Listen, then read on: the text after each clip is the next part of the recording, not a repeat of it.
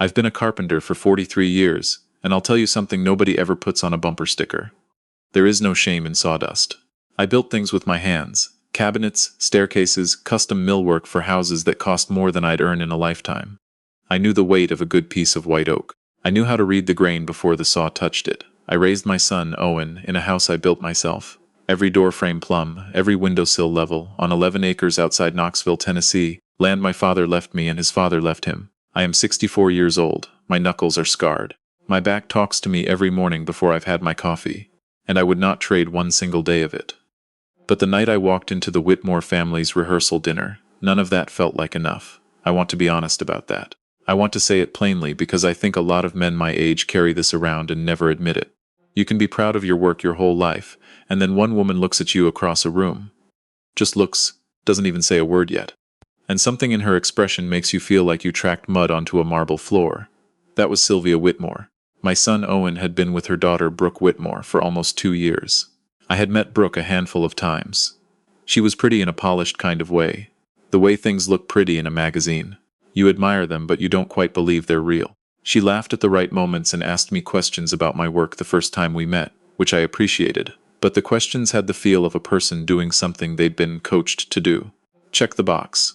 Be gracious to the father. I didn't say any of that to Owen. He was 31 and happy, and I'm not the kind of man who poisons a well before anyone's had a drink from it. The Whitmores were from Nashville. Sylvia's husband, Robert Whitmore, had made his money in commercial real estate. The kind of money that gets its picture taken at charity galas. They had a house in Belle Meade that I looked up once online because Owen mentioned it and then immediately wished I hadn't. There are houses that make you feel like a guest in your own life. The rehearsal dinner was at a restaurant called Hargrove's, downtown Nashville. Valet parking. Candlelight that looked like it required a permit. White tablecloths so stiff they probably had a tailor. I drove down from Knoxville in my truck. I had debated this. Owen told me I could park around the corner if I wanted. Said it like he was being helpful, but I understood what he meant. He wasn't ashamed of me. I want to be clear about that, but he knew the Whitmores, and he was trying to protect me from something he couldn't quite name out loud. I parked the truck at the valet stand. The young man handed me a ticket without blinking. I appreciated that. I had dressed carefully. Dark navy blazer I bought 3 years ago for my cousin's funeral, and had dry cleaned since. Good slacks. New shoes. I stood in front of my bathroom mirror for longer than I want to admit, and the man looking back at me looked fine. Looked respectable. Looked like someone who'd earned his place at a table. I walked into Hargrove's at 6:47 in the evening. The hostess smiled and led me toward the private dining room in the back. I could hear voices, glasses clinking. That particular hum of a room full of people who know each other and are comfortable together. I straightened my jacket. I told myself it would be fine. I came around the corner into the room, and the first person I saw was Sylvia Whitmore. She was standing with 2 women about her age, holding a glass of white wine, mid-sentence about something. She turned when I walked in, probably the movement in her peripheral vision, and her eyes traveled from my face, down to my jacket, down to my shoes, and back up again. The whole trip took less than a second. She had the kind of face that doesn't quite know how to hide what it thinks. She leaned toward the woman next to her and said something, quiet enough that I wasn't supposed to hear. I heard, "Oh, would you look at that? They really did invite the handyman." A small sound, like a half-law, from the other woman. I stopped walking. The thing about a moment like that is the way time goes strange. Everything slows down. I was aware of the candles. I was aware of the hum of other conversations. I was aware of the exit behind me, and how easy it would be to turn around, get in my truck, drive the 2 hours back to Knoxville, and call Owen in the morning with some excuse about my back. I stood there, and I felt something I hadn't felt since I was 19 years old, and a foreman on a job site called me the kid in front of 20 other men. That particular kind of cold that isn't temperature. It starts in your chest and it doesn't burn. It just sits there, heavy and still. Then I felt a hand on my arm. Owen was beside me. I hadn't even seen him cross the room. He leaned close and said it quietly, just for me. "Dad, I know. I heard her. Stay with me tonight. Just stay, okay? I promise you. By the end of this evening you will be glad you stayed." I looked at my son. He was calm, steady. He was looking at me with an expression I'd never quite seen on his face before. Not nervous, not embarrassed, not apologetic. It was the look of a man who knows exactly what card he's holding and is waiting for the right moment to lay it down. I said, "What are you planning?" He smiled. "Trust me, Dad. Just get through dinner." I stayed. Owen steered me toward a cluster of people and introduced me around. I shook hands. I answered questions about Knoxville. A man named Bill, Brooke's uncle, asked me what I did for work. And when I told him I was a carpenter, he lit up and told me about a deck he'd been trying to get built for 2 years and couldn't find anyone reliable.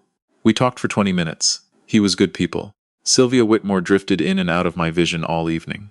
She never acknowledged me directly. Robert Whitmore shook my hand during dinner and said something generic and moved on. Brooke was warm to me, warmer than usual actually, which I noticed but couldn't quite read. The dinner itself was fine. Good food, which I ate. Good wine, which I drank more of than I intended, though not so much that I wasn't paying attention. I paid attention to everything. After the main course was cleared, Robert Whitmore stood and said he had a few things he wanted to say. A little toast, a little business, he laughed. People settled. Robert talked about his daughter. He talked about the joining of 2 families. Standard stuff, warmly said. Then he said he wanted to address something practical, and I noticed Sylvia shift in her chair with a very particular kind of satisfaction.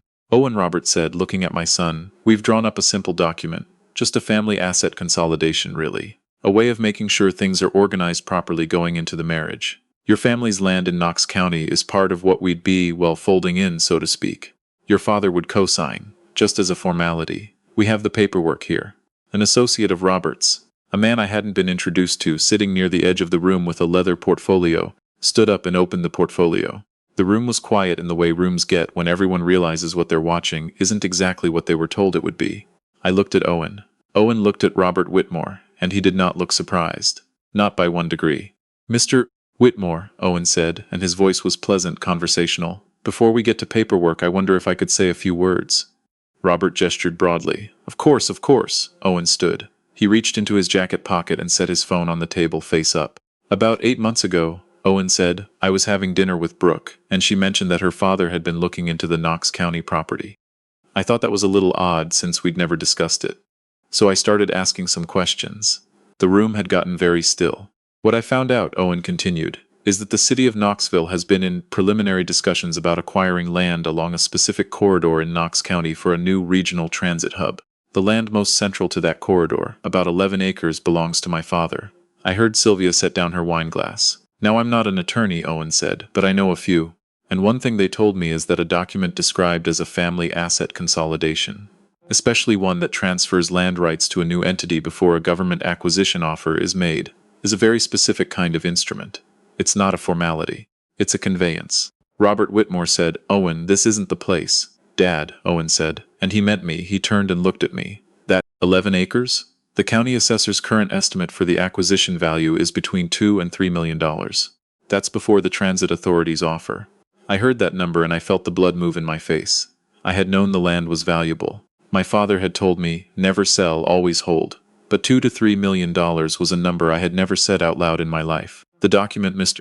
Whitmore's associate is holding, Owen said, would have transferred controlling interest in that property to a Whitmore Family LLC before my father knew what he was signing.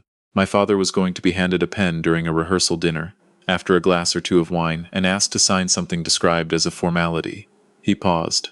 Dad was brought here to be charmed and distracted, and I think some of you in this room may not have known that.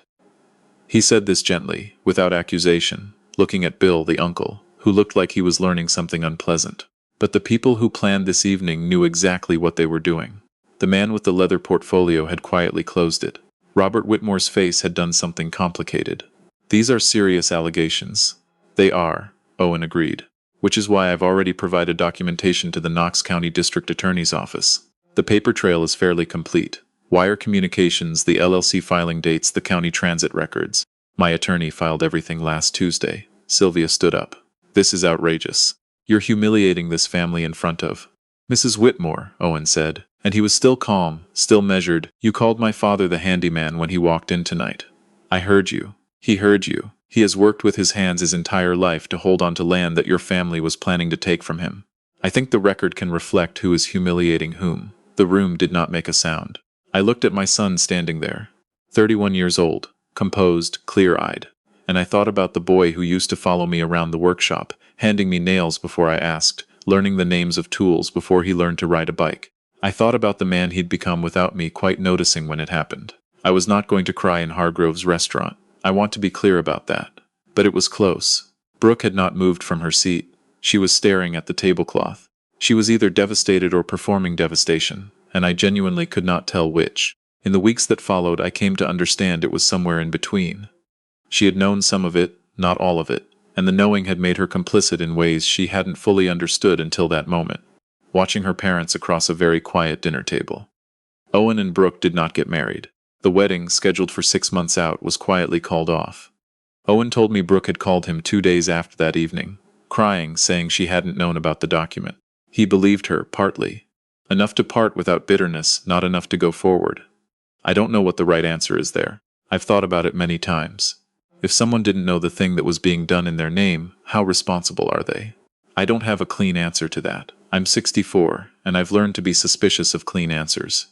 What I do know is what happened next, legally speaking. Robert Whitmore and his associate, a man named Derek Foss, who turned out to have a history the Bar Association had been keeping a file on, were charged with attempted fraud. The specific nature of the scheme, involving a pending government land acquisition, elevated it from a civil matter to something with more teeth. Robert Whitmore's attorneys spent the better part of a year negotiating. He did not go to prison. Men like Robert Whitmore rarely do. But he paid a substantial settlement, agreed to permanent restrictions on his real estate licensing in the state of Tennessee, and the Whitmore name, which had featured prominently in the Belle Meade social circuit, became a name people said more quietly, and then stopped saying at all. Sylvia Whitmore did not attend any of the proceedings. I don't know what that says about her, and I stopped trying to work it out. The Knox County Transit Authority made their formal offer on the land 14 months after that dinner. I won't say the exact number here, because it's not a number I'm entirely comfortable with yet, in the way that very large numbers take time to feel real. I'll say it was in the range Owen described, and that my attorney, a woman from Knoxville named Anne, who came recommended and turned out to be worth every cent, made sure the process was done right. My father's land is still my land. That part hasn't changed. The acquisition was structured as a long-term lease arrangement rather than an outright sale, which was Anne's idea and a good one. I still own it. The Transit Authority uses a portion of it. Every quarter a number goes into an account with my name on it, and every time I see it I think about my father, who worked that same soil for 30 years and told me, more times than I can count, don't let anyone talk you out of what belongs to you. He meant it about the land. I think he also meant it about other things. I stayed in the carpentry business. I know people expected me to retire after everything that happened. Sell the shop, buy a boat, do whatever men with money in their accounts are supposed to do. But I like the work. I like the weight of it. I like that wood tells you the truth. It cracks where it's going to crack and holds where it holds, and there is no negotiating with it. No smooth talking it into something it isn't. I built Owen a bookshelf last spring. Floor to ceiling, walnut, the nicest piece I've made in years.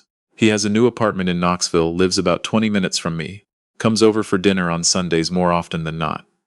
We don't talk about that night at Hargrove's very much. We don't need to. It's in the room with us the same way good furniture is in a room. You don't notice it every second, but you'd feel its absence. I've been asked, since all of this became known around town, whether I regret going to that dinner. Whether I regret not walking out when Sylvia Whitmore said what she said. I don't. Because here is what I know now that I didn't know then. The night they called me the handyman, they thought they were describing what I was worth. They were wrong about that, and my son knew they were wrong, and he made sure the room knew it too. A man spends his life building things. The work is in his hands, yes, in the scars, in the calluses, in the way he can look at a piece of wood and see what it could become. But the other things he builds, the steadiness, the values he passes on, the son who grows up and stands up, those don't show in the hands. Those show in moments like the one at Hargrove's restaurant in Nashville, Tennessee, on an ordinary Thursday evening, when a woman with a wine glass looked at me like I didn't belong. I belonged. I had always belonged. And that night, my son made sure everyone in that room understood it. I think about what I would tell a younger version of myself, standing at the entrance to that private dining room, straightening his jacket, telling himself it would be fine. I'd tell him, it's going to be better than fine. Just don't leave. Whatever you do, don't leave. The sawdust in my truck on the drive home that night, still there from a job earlier that week, caught the light from passing headlights, and for a moment it looked almost like gold dust scattered across the seat beside me. I drove home thinking about my father. I drove home thinking about Owen. I drove home thinking about the 11 acres, still mine, and the house I built on them with my own 2 hands, every doorframe plumb, every windowsill level. I drove home feeling like I finally understood something my father had been trying to tell me for years. Something I'd heard the words of but never quite felt in my chest until that night. The people who underestimate you are doing you a favor. They're showing you exactly what they are. And if you're patient, if you stay in the room, the truth always comes out in the end. It always comes out in the end.